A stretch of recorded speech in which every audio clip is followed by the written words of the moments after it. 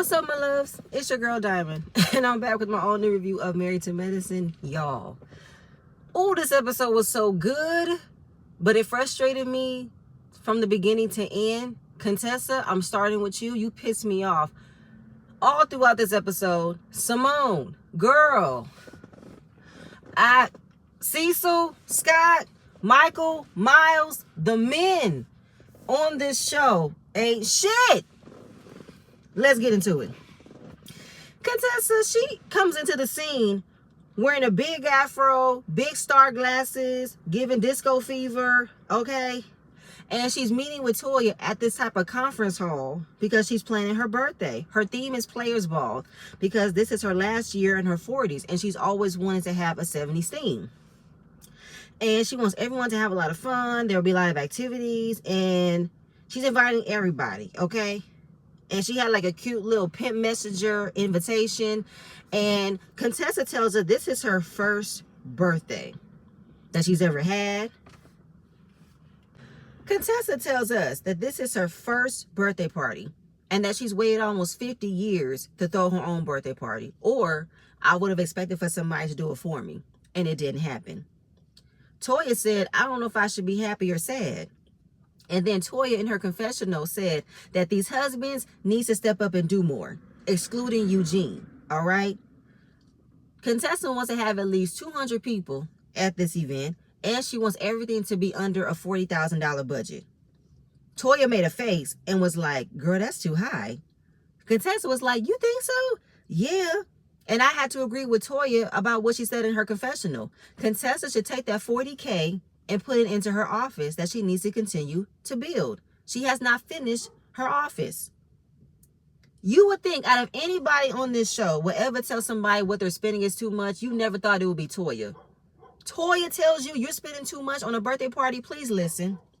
Okay? Because I honestly don't think you have room for it, Contessa. Either you're being reckless because you cashed out everything, but I don't think you have room to spend this money, girl. But moving on. All Contessa wants is for them to have a good time.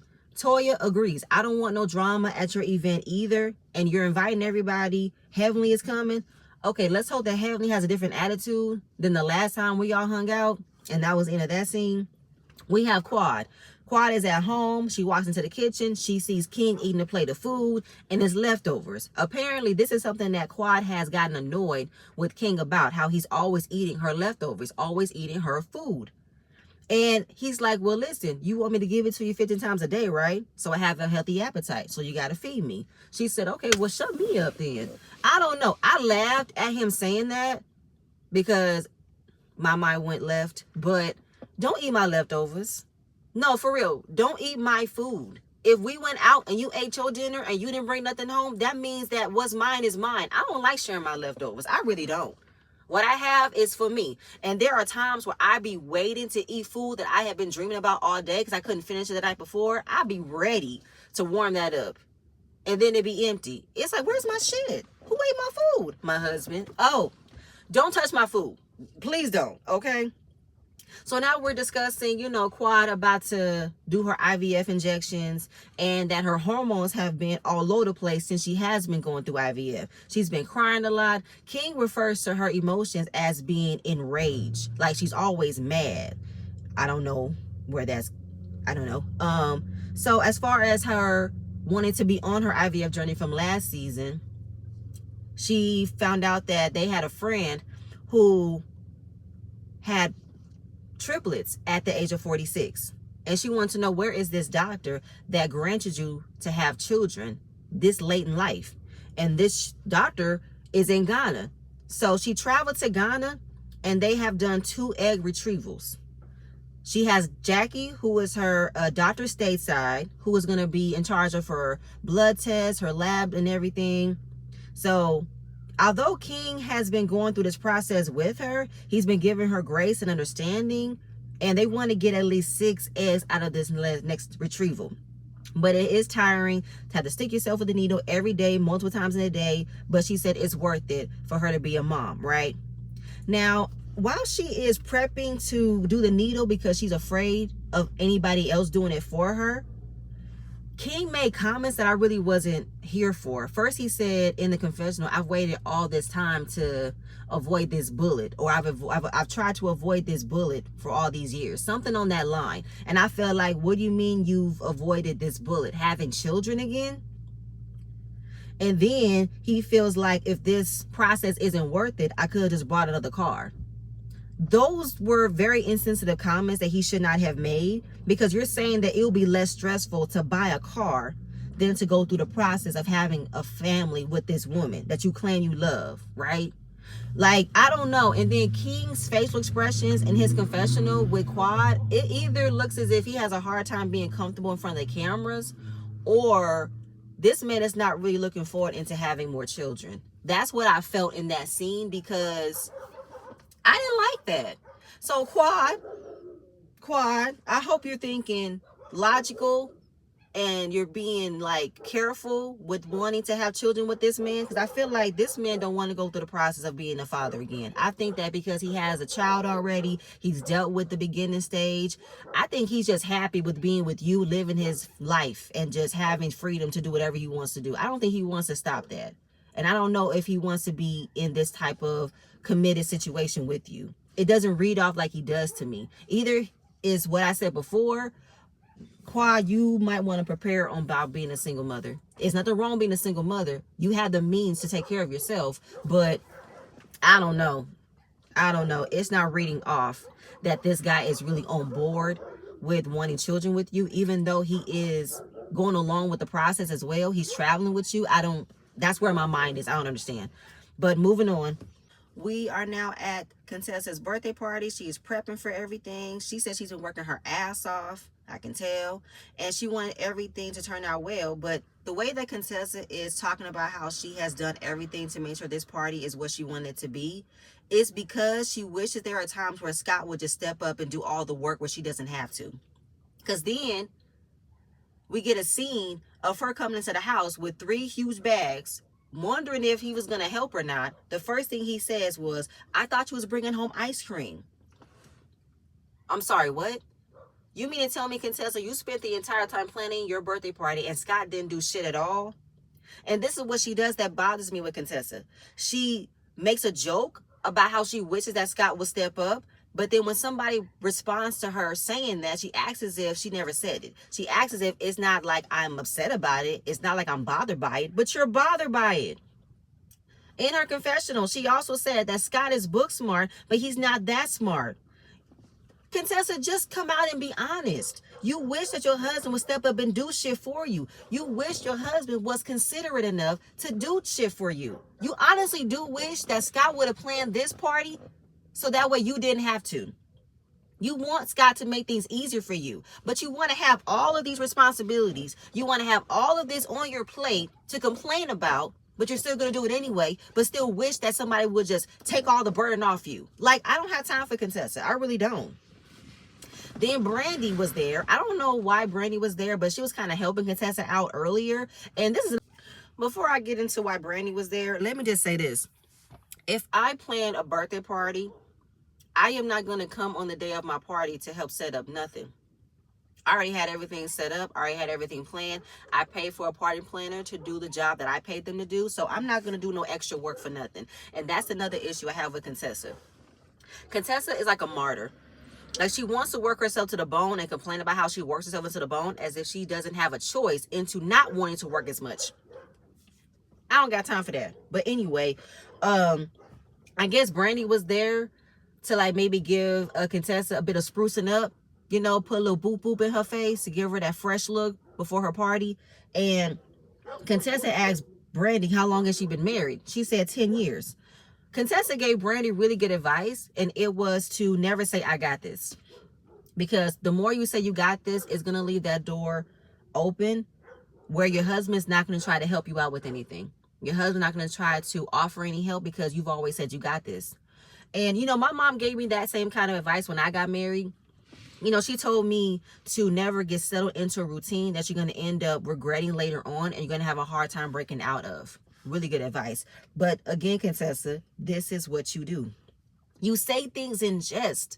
You say things that are out there that nobody asks you to do, and it's reading off so loudly that you wish that there are times where you probably shouldn't have said, I got this, because you wanted Scott to step up, take initiative, and do things for you without you having to tell him, without having to read your mind. He should just know how you are and just help you out, and he's not doing that, and that's what you're upset about.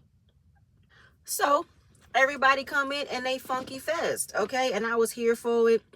I love the fashions. I love the names they put on the screen of all the cast. But Eugene, he said, I don't remember much about the 70s. I was born in 1977. I remember baby food, daycare, formula. Okay. Now, my mom was born in the early 1970s. And my father was born in the late 60s, early 70s. So they had memories of their time growing up in the 70s. And my aunt loves the 70s, okay? She was born in that time. She remembered that time. And she's always had a 70s themed party. Every year on her birthday, she got to have a 70s themed party. It never fails, okay? Now, my favorite genre is the 90s because I was born in the 90s. But I also love the 70s and the 80s. I love those eras as well. But moving on, out of everybody who came in on theme, came in their finest, funkadelic best, here comes Dr. Damon. Looking like a ball of sadness, despair, misery, walking in scrubs. Now, I feel like Brandy's husband probably came in his work attire as well, but I wasn't bothered by him because he's new. I was bothered by Damon because Damon never dresses up. He never dresses up. And it's like, bro, why are you never in theme? How hard is it to participate? Like, you really could not have gone home, changed, and put on something? It didn't take much? Like, really? Heavenly, why didn't you leave an outfit out for him? Why? But, of course, Damon wants to say, well, I mean, listen, I'm going to come in as me. That's all I'm going to do. I'm not going to give you no more than just me. Fuck you, Damon. Listen, if you're not going to stick to a theme and dress for the theme, then stay your ass home. I'm sorry. Like, I have a pet peeve of if you have a costume party, then everybody should be in costume. I don't care if you got off work late. Just try to be in theme. Why is it so hard to participate? Like, I cannot. So then we see Toya. She's spilling Contessa's beans about how she wanted to spend 40 grand on her party, and that's a lot of money. And, you know, Toya was like, listen, I'd rather spend that on my kids. They're about to graduate in a couple of years. And Simone said the same thing. I mean, the furthest I'm going to spend on my sons is $5,000. And that was towards her graduation. Okay, we wasn't going to have no big celebration. You graduated, yay, photos, out to dinner, simple celebration. We're not going to go all out for that. I'm going to spend what I want to spend. And I'm not mad at Simone, okay?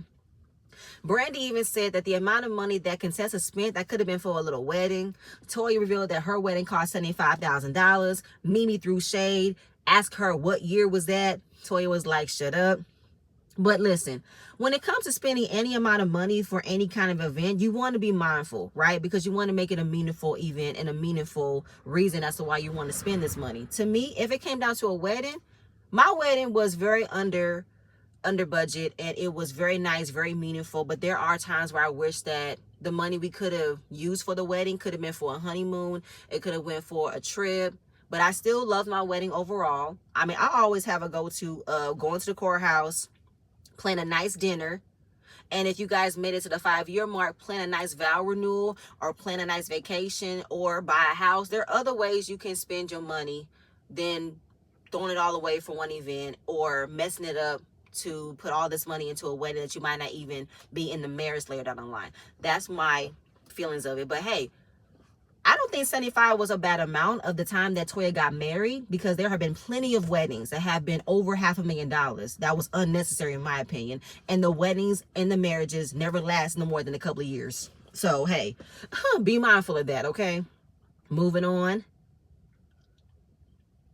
We see Contessa, Scott, and their kids are getting ready to head over to the party. Contessa looking very, very nervous because she wants everything to work out well. Scott tell her, calm down, it's okay. I honestly think that Contessa was so nervous because she did everything she wanted to do to make sure this party was a success. Like, she had all this pressure put on herself to make this party a success. Her own birthday that she took a lot of time on, thought a lot of planning on, and all Scott was saying, calm down. Then she told Scott, don't take credit for nothing because this is a party that I planned, you didn't plan. And again, Contessa is reading off so loudly that you really feel some type of way about Scott not jumping in and wanting to plan this party for you or plan anything for you. And all Scott wanted to do was be there for the celebration. He was happy that she wanted to plan this party because he wasn't going to do it. Lazy ass nigga. So when she walks in, everybody saying how beautiful she looked. Scott was doing all this complaining about how he would have cut this in half. He would have cut the cake in half. He would have had it at the house. But why are you complaining about money that you wasn't even going to spend anyway? And this is why Contessa is feeling like this. She wanted to have a moment where it was about her. She wanted all of this to be about her. And Scott is not reading the fucking signs of wanting to plan this event for his wife to make her feel special, make her feel happy, and it's not reading. But Contessa, you're not telling him this. You're telling everybody else that you wish that your husband would think of you to do this. He would think highly of you to do this. And you're not telling him that. Toya. Yes, Toya. Toya was throwing all kinds of shade at Scott about how he did good on this party. Scott, you did good, Scott. You did your thing, Scott. Cecil noticed that Toya was throwing shade because he was taking credit for something he didn't too. Typical. And Toya was like, boy, bye. You know you did not do anything to contribute to planning this party. Toya was a real one, okay? She was getting in Scott's ass, and I was here for it. She said, I love when the men come together and plan for the women. I love the way y'all plan for events. I love it. Knowing damn well they're not going to do shit. Scott said, well, all you need for us is to cut a check. You know, it's more than just cutting a check, Scott, but I feel like you wouldn't even want to do that because you didn't even think of your wife to want to plan this party. You spend so much time worrying about your outfit and your wig. Anyway. But Scott said he don't give a rat's ass what these hackling hens got to say about him not planning his wife a party. But do you not care that your wife feels like you should have planned this party? Your wife feels some type of way about you not wanting to plan her party. So therefore, the girls are feeling very valid on calling you out for not planning this party for your wife. Fuck you, Scott. Then, typical, we get Heavenly. She's pressing the young ladies, Mimi and Angel, about how the women of her time knew how to keep a man versus a women of their time. Talking about, y'all don't know the things we did to get a man, y'all. Y'all don't know what we had to keep our man. You know what I'm saying? We had to bend over backwards for our man. Didn't we, Jackie? Didn't we? Shut the fuck up, Heavenly. Like, I don't know why Heavenly has to always have this moment where she thinks that her way of getting a man is different than the ways of women now. Because of that time, women of Heavenly's time did whatever they wanted to keep a man because they felt like it was better to have half a man than no man at all. So you looking at Mimi and Angel talking about how they don't know how to keep a man, it's because we're not dealing with the bullshit you had to deal with. I have standards. And if a man's not going to meet those standards, then he's going to be gone. Okay, I'm not about to deal with no bullshit for the sake of me having half a man than no man at all. I will be happily okay with being by myself. I'm not going to deal with no boy. I'm not going to deal with no narcissist. I'm not going to deal with no woman abuser. I'm not going to deal with none of that shit for the sake of me saying I got a man. Because that's all women of Heavenly's time has always bragged about. I'll deal with all the bullshit so I can say I got a man. Because I don't want to be alone and miserable. Fuck you, Heavenly, and your ignorant ways. That annoyed the fuck out of me. That Heavenly always got to press upon other women and tell them what they're doing wrong and not knowing how to keep a man. When Heavenly, look at the shit you're doing. You are an overgrown ass woman calling your husband daddy every 5 minutes. That's some shit I'm not going to do. I am not going to enter a conversation when I'm calling my husband daddy and I'm speaking in a high baby voice to be seen to appear small and meek. Hell no, I'm not finna shrink myself into having a simple conversation with my husband. The fuck? Fuck you, Heavenly. I'm moving on. Anyway, so we get to the fellas. Okay, and Eugene missed out on the event and they're wondering what's going on with him. He said he's been out of town working. You know, he just got back home and he is working in 5 different hospitals and they're all at least 2 hours away from one another. And every time he comes in, the nurses tell him, can he work full time? Now, peep this. Curtis and Cecil wanted to know what the nurses be like. Are they female nurses? Because what they talking about, they want you to work full time. What's that about? Like, they're playing on Eugene's top to make it seem as if Eugene is using an excuse to go out and travel to all these places to work at these hospitals because he's trying to see somebody. That's what Cecil and Curtis are trying to portray on Eugene working so much. And I don't like that. That's not cool. That Cecil and Curtis are trying to make it seem as if Eugene is having some type of inappropriate relationship with one of the nurses at the hospitals he's working at. And Eugene had to tell us there are male nurses at these hospitals, and one of them said that to me. So Toya was like, so a male nurse came up to you and asked you, can you work full time? Yes. What's his name? His name is Paul. Curtis knows him. I said, okay. Toya gonna be up to date on this shit, but that wasn't appropriate for Cecil or Curtis to come at Eugene like that. So particularly Curtis and Cecil were doing way too much, in my opinion. Try to play on Eugene's, intelligence like that. But then earlier in that scene, Curtis, Cecil, Jackie, and Simone were all huddled up together, and they were, saying hi to one another. Simone tells Curtis, don't act like you don't want to hug me. You can hug me. It's okay. Curtis said, you know my reputation. You know I'm known for that, right? And they all laugh about it. So Curtis and Simone can laugh about how he is handsy with other women, and Jackie's not going to feel on top of way. But y'all wanted to strong arm Eugene on checking Toya about what she said as if she lied when she didn't lie. Don't like that. Now y'all can make it a joke about Curtis being handsy with other women, but y'all mad at Toya for speaking on it. Okay. And now Curtis and Cecil want to make jokes about Eugene being around all these female nurses like he got something going on, and that's not cool. Okay, so this is around the time that Scott got on the mic. And I feel like he really didn't do a good job with expressing how much he loves Contessa, because he had to say, this is her first birthday. She planned everything. I did not plan anything. But then he says she's a strong force of the household. He values her a lot. Then he talks about his mother that passed, and that his mom has compared Contessa to Rose from the Titanic, and that Rose rides for everybody. She went back to be there for Jack. Contessa will ride for everybody. She will follow you all the way to the depths. It was something of that nature, and I was like, that's not a good comparison. You compared her to her following Jack all the way down to the Titanic sank, and that they're both trading spots on this door while being in the freezing ocean. And I went, Quad, why do women have to go through so much struggle to earn a position for a man? And then she started to slide, and the bubble sound started to come on. I screamed.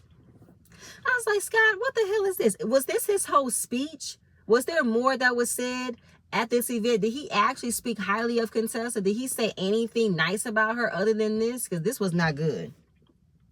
So then the ladies go outside. You know what? Before I go to that, let me also say this. I thought that if Scott got on the stage, I thought he would have presented Contessa with a much bigger gift, like a car, a necklace, a bigger ring, like something.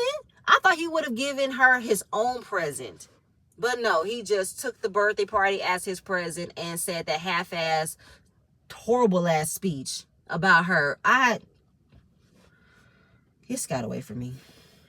So the ladies go outside, and they're just, talking to Contessa about how does she feel about planning this party.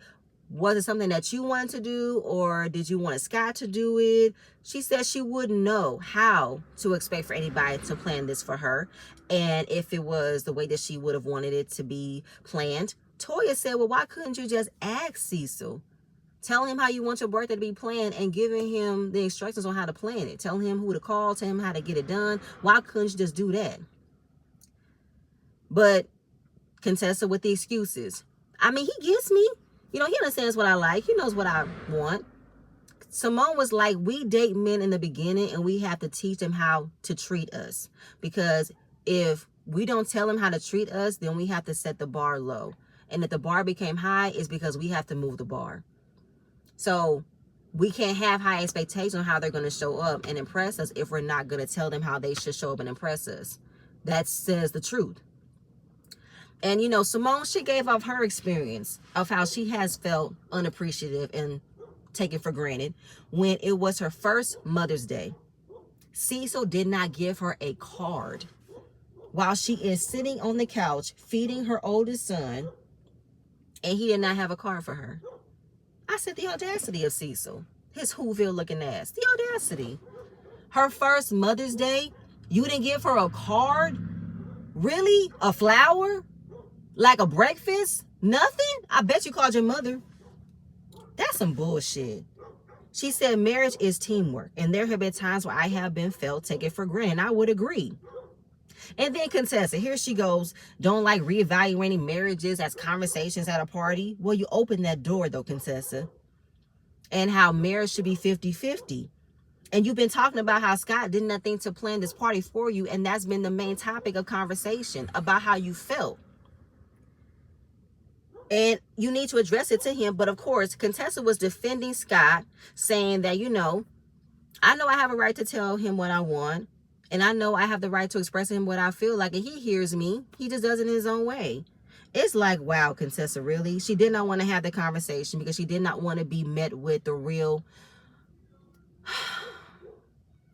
reality of that she's not happy in her marriage. But she don't want nobody else to remind her that she's not happy in her marriage because she's spoken about how she's not happy in her marriage.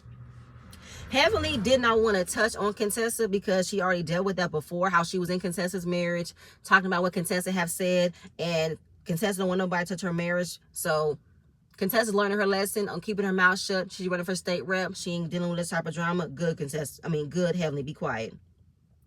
But then Contessa ends up saying, why are we being so sexist right now? Why are we talking about the husband? We talking about how fab is my party that I threw for my goddamn self, and you talking about my husband. Well, the way you wanted to check everybody else about that spoke volumes. That you don't feel appreciated, Contessa. You wish your husband would step up and do something, and he doesn't want to do anything. You have to do it. Like, girl, like, Contessa, you pretty much brought the cloud of darkness and misery when you brought up what you wish your husband would do. Like, you can't get mad at everybody for asking you follow-up questions because you brought it up. But girl, fine. That was the end of the party. Ooh. Let's get to the boys. My God. Okay, so we got Simone. The boys graduated. Yay! It took some time, right? But the boys were already at the house prepping for the meal to eat with their parents. They ordered some takeout, right? And they wanted to plate it on regular plates and present it on the table. The oldest one, Miles, brought the food out, put it on the plate. The camera panned on the aluminum pan. You know, the aluminum pans you buy at the grocery store, and it has a sticker and a paper to describe what the pan is, how big it is. That paper was still on the pan. And the way that Miles was scraping the food off on the plate, I can hear the paper scraping. When I tell y'all that was diabolical to see, and I got so frustrated, I said, you gotta be kidding me, Simone. You never taught your kids on how to prepare to put food on an aluminum pan. They don't know how to take that paper off, make sure the glue is off, rinse the pan out, and then put the food on it. Oh, you didn't teach these boys nothing, Simone. You taught these boys nothing. My God. I don't understand. How do you not know how to remove the paper off of an aluminum pan and rinse out the pan? How do you not know that? These boys were not met with normal lessons on how to learn how to do things for themselves. Like, they literally are fish out of water on how to be independent, and it's fucking sad. Moving on. So when Simone and Cecil come in, they wasn't sure what they were going to feed them, but they had that food ready. So they sit down, they eat. They actually prepared their drinks for them, which is very, very nice. But this is just to butter them up for what they were about to ask for. Simone talking to the youngest one, Michael. And you know how he has one less thing off his plate now. He's graduated. But then he talks about how he wants a new car. Because the Jeep he had in high school, cool. But the Jeep is done. I don't want the Jeep. The Jeep is over. I want a new car. Simone was like, you want a new car? Okay, well, let's look at your financial situation. We can see how maybe you can figure a way to make some payments on the car. But here's the audacity that I just cannot deal with. You thinking that having a Jeep is over.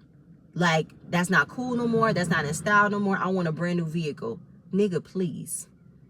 The fact that you don't even pay for the upkeep on the car you've already had, what makes you think you have the right to ask for a brand new vehicle you're not even going to pay for? So before we get into that, let me get my iPad. I drew up some figures for you. Now, of course, now that college is done, Simone is finally happy that that is over with and I can move financially forward. And she's been documenting the money that's been spent month by month, starting with January. But before she can talk about it, Michael is starting to distract Simone by not keeping the same energy on addressing him about what he's been spending. Because I think he talked about, if you tell me something I'm not going to like, your food's going to be sent to the dog. First of all, little nigga, you don't have the authority to tell me that your mood is going to change because I'm going to address you about some money you shouldn't be spending. So however I come at you, it's warranted. So you're not going to tell me that I got to be mindful of what I'm about to tell you. Otherwise, you're going to feed my food to the dog. Nigga, fuck you. This little nigga need to be whooped. Like he need his ass whooped. The old fashioned way. I'm talking extension cords, belts. Get the fucking switch. That's where my mind is, okay? What else?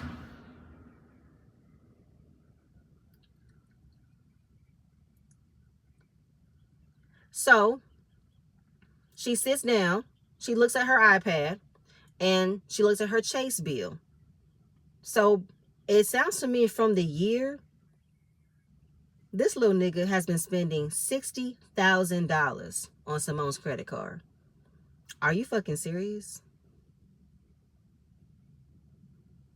What the hell are you spending $60K for? In a year itself, $60K is somebody's fucking salary. $60K is someone's tuition. How the hell you spend all that money in a year? What are you spending money on? It's not on fucking haircuts, I know that much.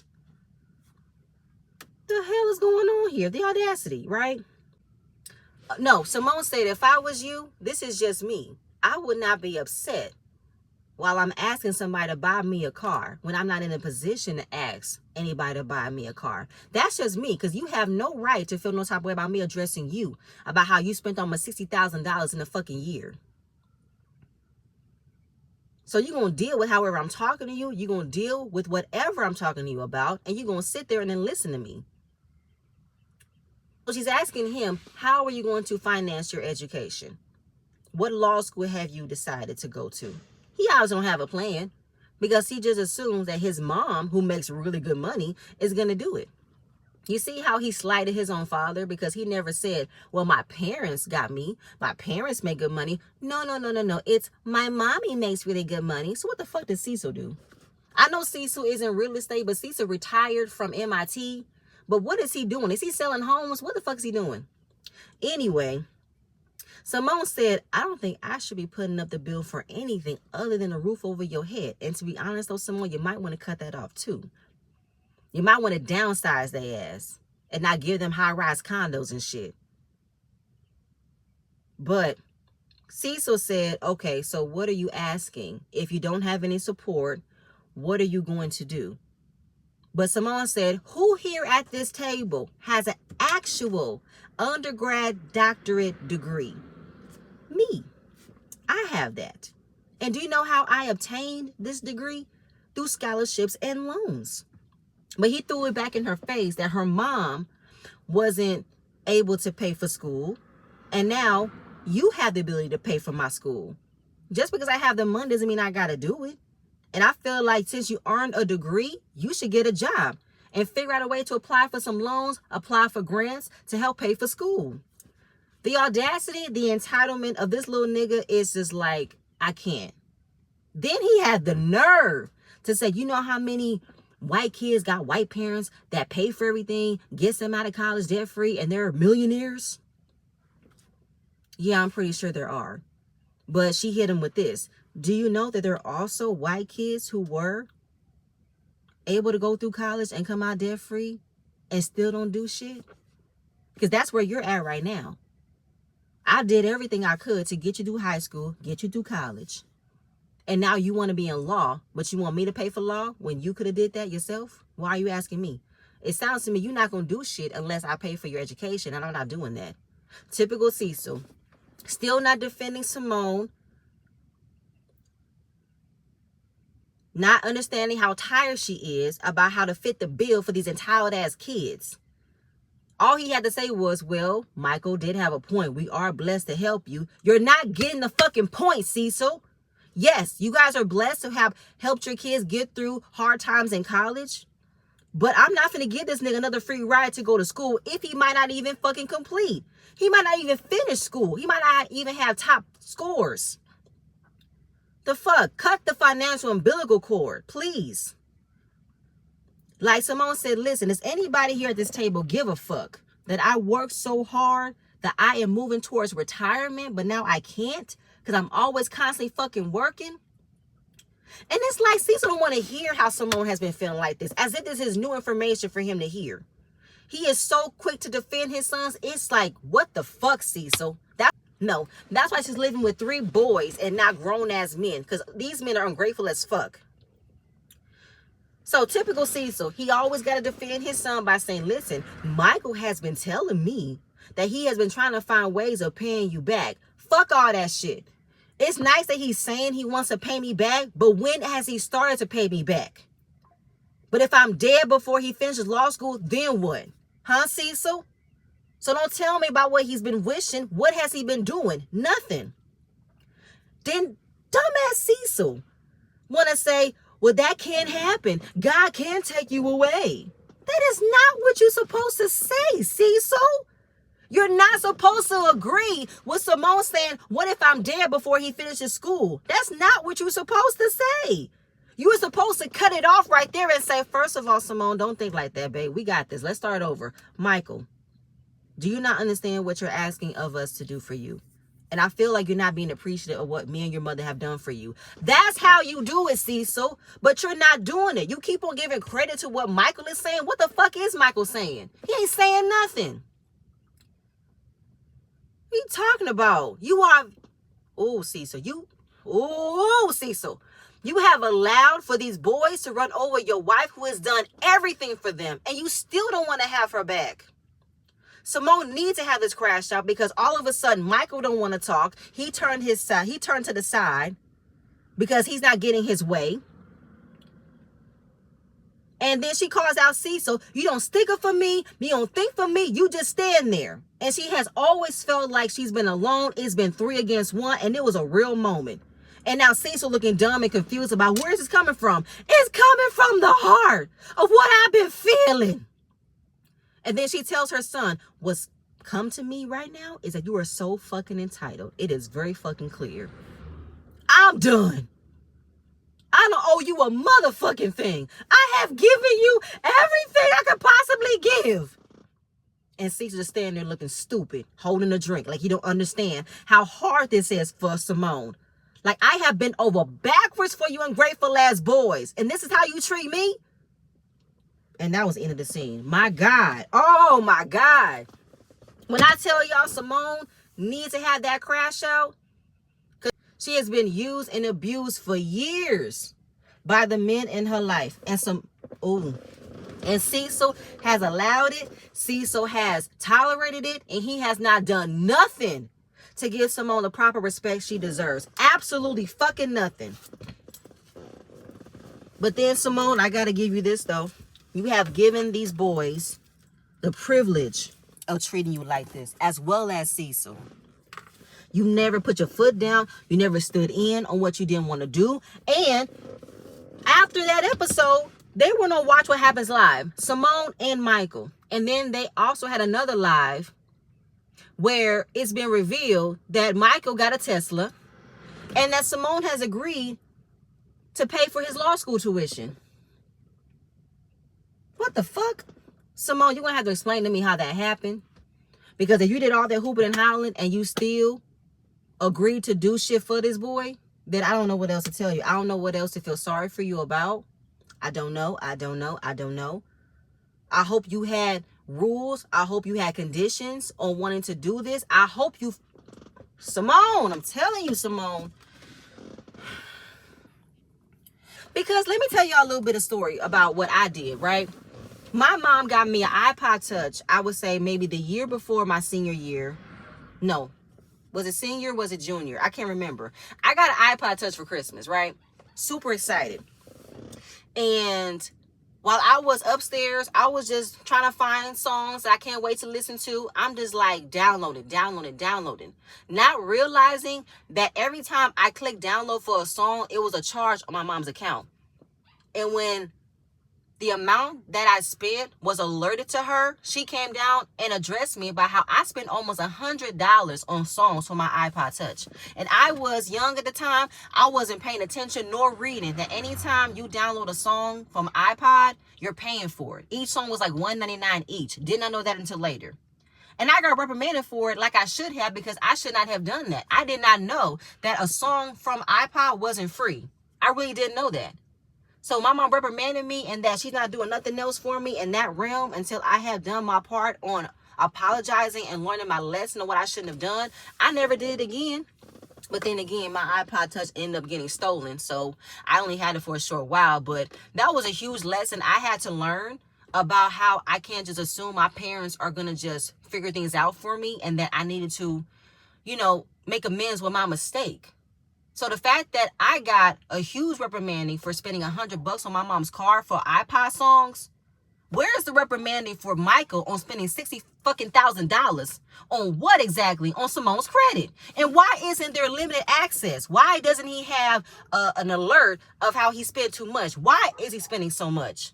That's where my mind went. But that scene right there had me hot.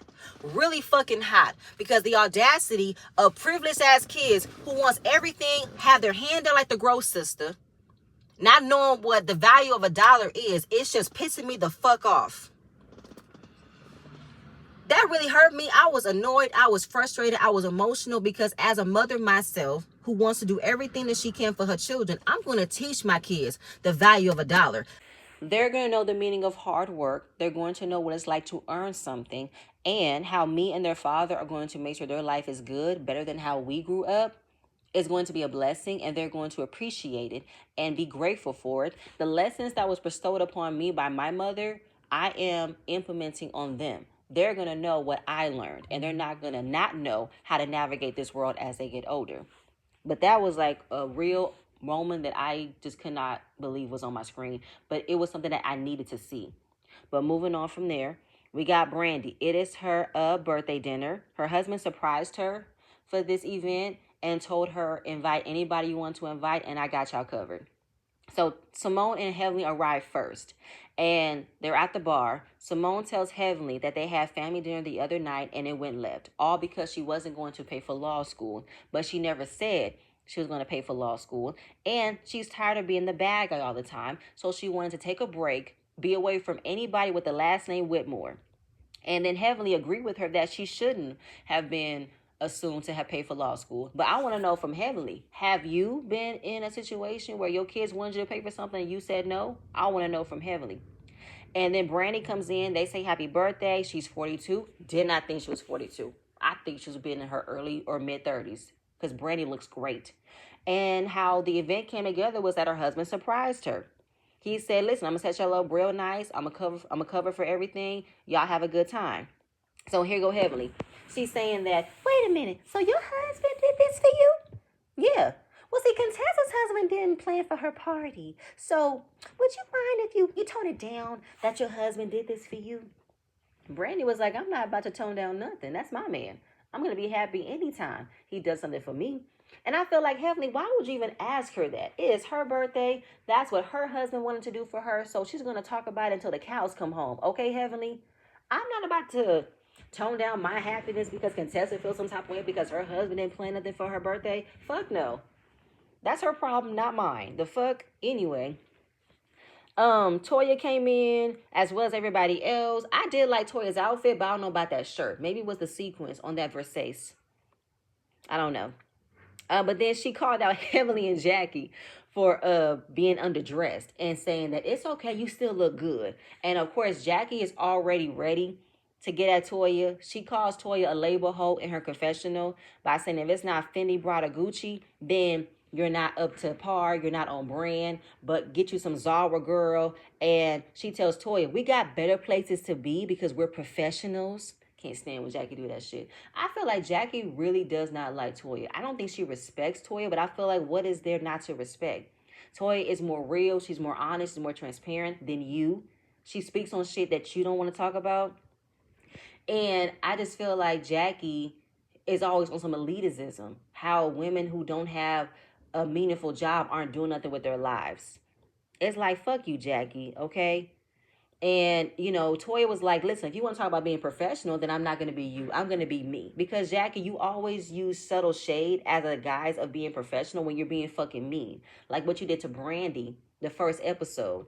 And that whack ass apology you said, and how you had a menopausal moment. Fuck you, Jackie. Get the fuck out of here. Anyway, Toya was like, this is about Brandy. Let's keep it about Brandy. Heavenly being messy.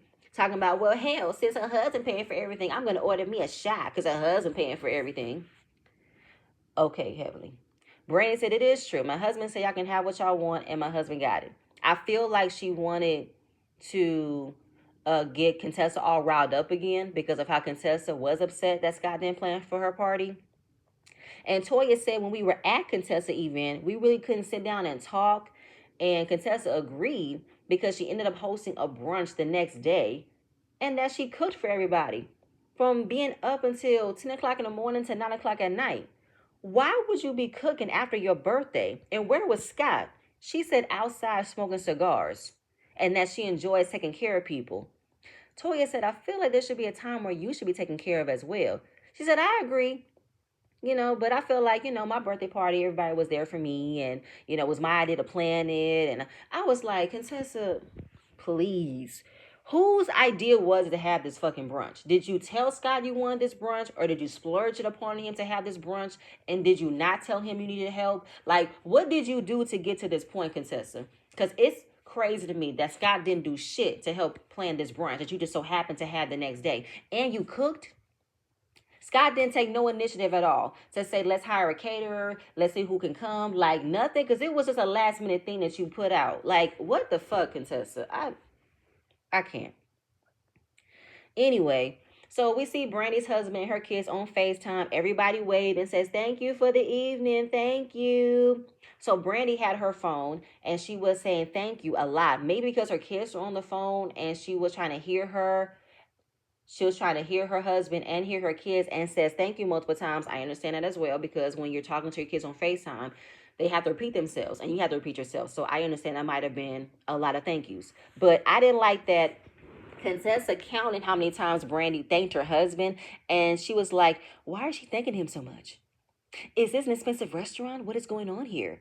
Contessa, you're reading too much into it because you're mad about what your husband didn't do. Okay? You feel some type of way about her husband planning this event and planning for everybody to have a great time, and Scott couldn't do that for you. Don't get mad at Brandy or her husband, okay? They didn't do anything to you. Take it up to Scott. And then when it came down to, blessing the food and everything, Contessa was like, who do we thank? Do we thank God or do we thank your husband for paying for the food? And then you hear Heavenly in her evil cackle laugh.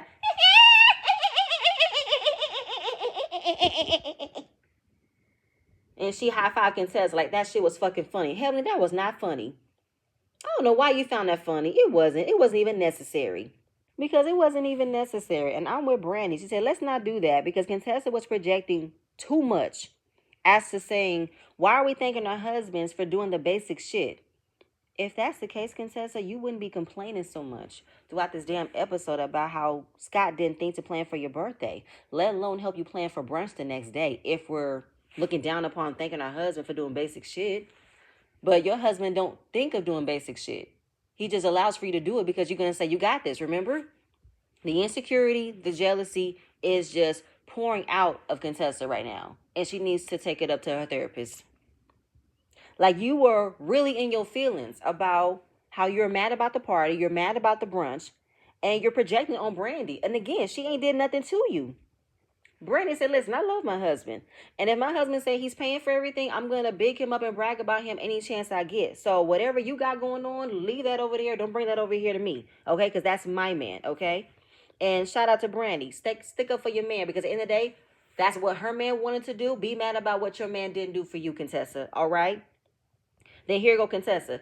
Did y'all hear me say one time about how Scott was complaining about how much money was spent or how much money wasn't spent? Did y'all hear me complain one time about how Scott said something? Well, no, he didn't complain to everybody. No, Contessa, you never said how much Scott was complaining about the money, but he did say something in his confession about what he wasn't going to pay for, and that you were pretty much upset that he did not even think to plan it for you. So stop that, please. And then She goes on to says, if my husband was to plan this as my first dinner party, I would have been underwhelmed. Like, a dinner party is something to laugh at as a celebration because it's not a birthday party. Contessa, what are you on? Contessa, how do you look at being celebrated?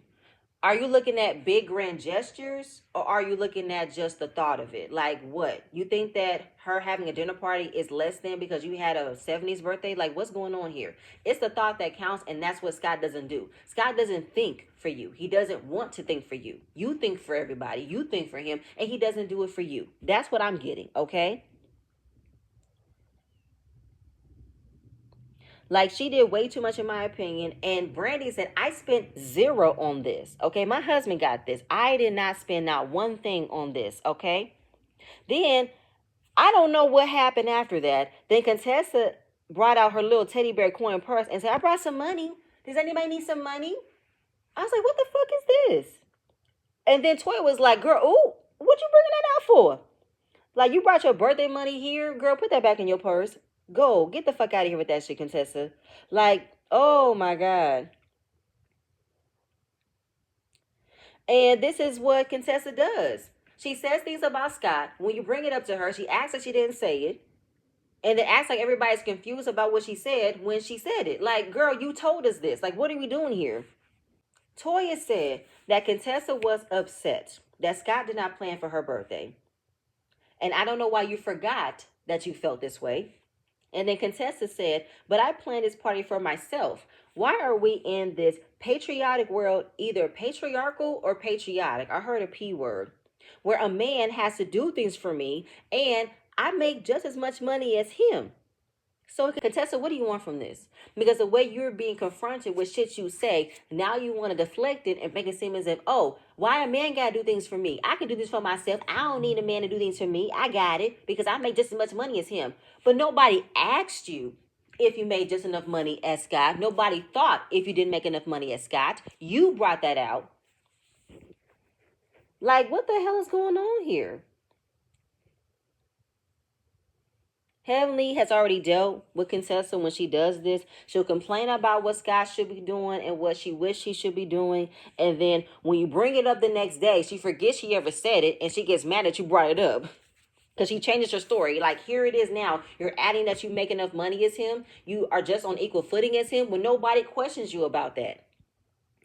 So Contessa is like, what are we doing? Why are we focused on the negative? What kind of friends focus on the negative? Toya said, these, bitch. Like,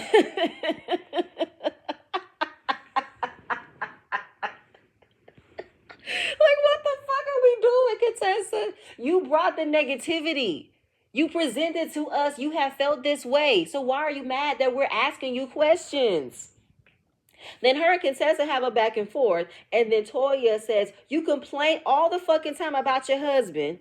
Then Contessa said, you do it too. Yeah, I do. And it's not fucking right, bitch. So let's stop it. It's making me hot. Where's the cake?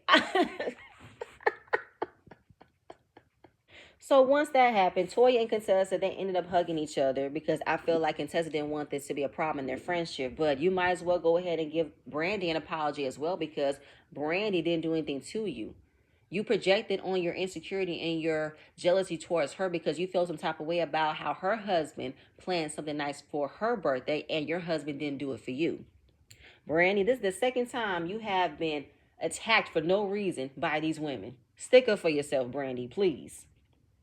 But Contessa talks about how it's been 20 years and that there are times where she wishes that Scott will buy her things, that Scott will jump in and do things to make her happy. But maybe she'll give hope for the 30-year mark. What? Simone said, I've been married for 29 years and he's not going to do it. You're waiting for him to wake up and get it. He's not going to get it because you should have told him how you want to be treated in the beginning. And you kind of can do it now, Contessa. You can change the way you've been doing things and tell him you want him to step up more. Place your boundaries. Let him know what you want moving forward if you want to be with him or not. Like, please. And then she pretty much goes off on the fact that she'll rather stay with him because she doesn't want to be like her friends, single. Like, being single is a bad thing. Being single is a wonderful thing if you don't want to deal with the headache you've been having for the last 20 years. Like, I don't like that. How you rather deal with all this bullshit because you want to be married, but if you're not happy in your marriage, what's the point? And I feel like Contessa is just stuck on the title of what makes her her. And if she loses any of those titles, she feels like she probably failed at something. But you don't know how to be Contessa. You were Contessa before you was a mother. You were Contessa before you was a wife. You was Contessa before you became Dr. Contessa. But I don't think you know how to be Contessa without having all those titles in your head, creating this image that you don't want to break. Don't have time for it. I really don't. And I think she made a comment about how he'll talk about buying me a Rolls Royce, but I'd rather have the ring. I don't know if that was a slight towards Quad, but she felt like it was a slight towards her. And she said, listen, when I go to my safe, I got a wedding ring and I got a Rolls Royce. But what I don't have is a headache, which means I don't got to deal with this shit. I'm living the best life I can live by doing the things that I want to do. So clock that T. And I got to agree with Quad, but Quad, you might not want to preach so much about how you living your best life because you got this situation with King that you're not seeing clearly just yet. So you might want to hold off on that. Then we end the scene with Simone raising her hand, asking her question about who here at this table that doesn't want to be married other than me. And everybody was like, what are you talking about? Quad was like, Simone, yes, you do. Don't say that, Simone. Don't say that. Yes, you do. Simone tells Quad, you have no idea. And that was pretty much the end of that scene. And that was like a whoa moment. Then next episode, Heavenly is drunk. And she's going to spill the beans about how she ain't seen her son. She don't know where he's at, what he's doing. Toya and Eugene going to have a back and forth. She going to cuss at him, get mad at everybody else. And I don't know how it happened. But, ooh, Lord, this season's heating up. My God, today. I'm so mad, but I'm not mad that this video is really, really long. But I had a lot to get off my chest because this was a lot to talk about. And I'm happy we're talking about this because this was a real moment we got from Simone and we kind of got with Contessa. It's kind of like, whoo, child, the realness is showing. But y'all, please stay tuned for my next video. That's it. That's all I have. And I'm going to see you guys later. Bye.